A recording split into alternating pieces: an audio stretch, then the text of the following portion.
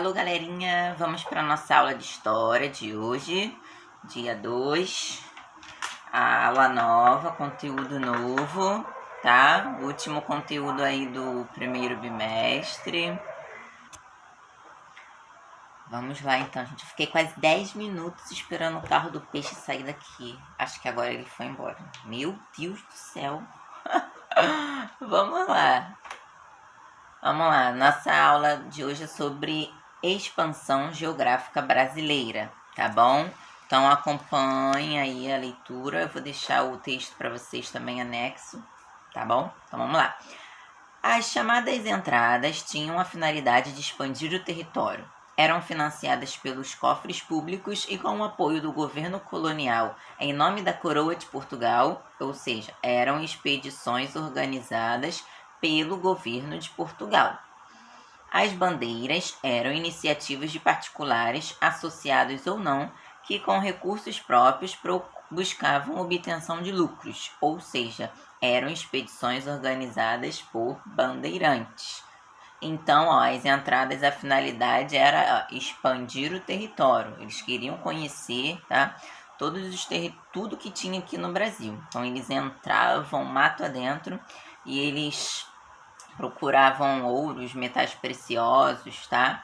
Só que as entradas eram financiadas pelo governo e as bandeiras eram por particulares. As pessoas, né, formavam grupos e iam entrando na Brasil adentro, tá? Desbravando e procurando metais preciosos. A gente vai ver que eles aprisionavam índios também para servir de mão de obra e tudo mais, tá bom?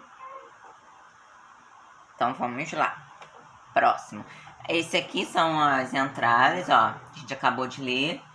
Expedições organizadas pelo governo. Eles queriam explorar o interior, mapear o território, né? Fazer o reconhecimento da terra. Eles aprisionavam indígenas também, aqueles que ofereciam resistência. Eles procuravam riquezas minerais também. Aqui eram os bandeirantes. Expedições organizadas por particulares, deles partiam de São Paulo, tá? Partiam para o sertão, com o objetivo de descobrir minas de ouro, pedras preciosas, além de capturar indígenas também para trabalhar para eles, né, como escravos, tá? E serem comercializados. Próximo. No século XVI, São Paulo era uma vila muito pobre. Ficava longe do litoral por onde poderia explorar seus produtos. Os paulistas viviam de pequenas roças e não tinham condições de comprar escravos africanos. Como viviam em constante contato com os índios, resolveram aprisioná-los para resolver o problema da mão de obra. Partiu de São Paulo um movimento de penetração pelas florestas adentro. Foi o chamado bandeirismo. As bandeiras eram grupos organizados por particulares que tinham por finalidade aprisionar índios, que é prender, né, e procurar minérios. Costumavam levar uma bandeira à frente do grupo, que às vezes chegavam a milhões de componentes, entre brancos, índios, negros e mestiços. Levavam armas e munições, ferramentas e alimentos para muito tempo. Algumas bandeiras chegaram a ficar vários anos na selva.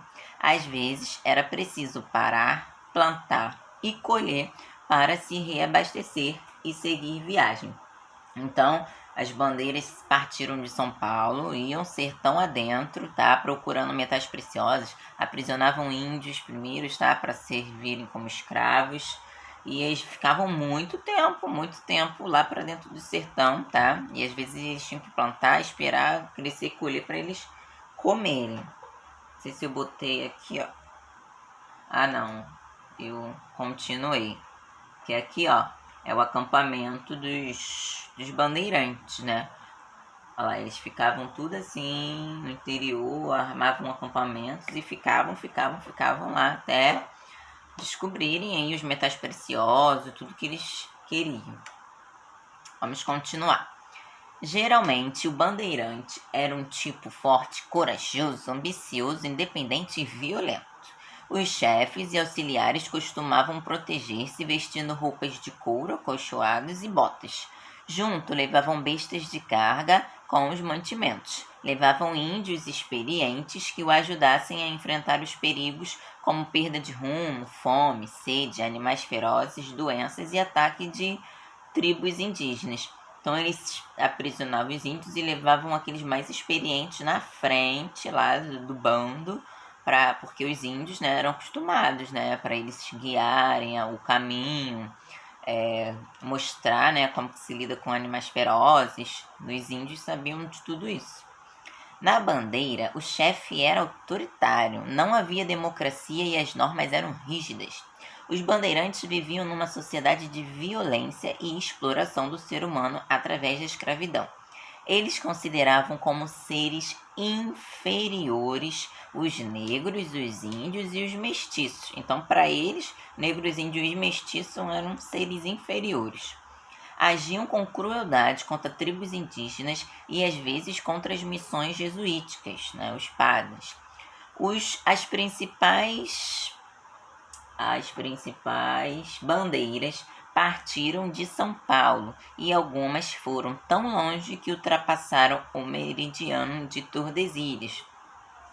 Então vamos ver o próximo, que é aqui, ó, o acampamento dos bandeirantes. Lembrando que eles usavam os animais para carregar as coisas, né, os alimentos, roupas. E aqui os escravos, ó, dá para ver? Os escravos lá que eles aprisionavam, tá bom? Continuando. Aqui é a diferença, olha a semelhança entre entradas e bandeiras. Eram expedições que as duas iam para o interior do país, em busca de fazer o reconhecimento do território. Vamos ver o que tem aqui. E tentativa de encontrar metais e pedras preciosas. Diferenças. As entradas eram organizadas pelo governo, partiam de Salvador e Olinda e não visavam lucro imediato, apenas prospecção, procuravam, né, as riquezas, respeitavam os limites de Tordesilhas.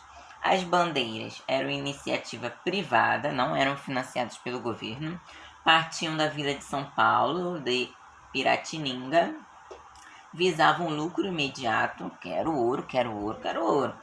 Prospecção, as bandeiras eram de prospecção, que é procurar metais preciosos, e de apresamento, que é de aprisionar índios. Não respeitavam os limites do Tratado de Tordesilhas. Até o século XVII, a economia açucareira era a atividade predominante da colônia e o interesse metropolitano estava inteiramente voltado para o seu desenvolvimento. Porém, a partir dos meados do século XVII, o açúcar brasileiro sofreu a forte concorrência antilhana lá nas Antilhas.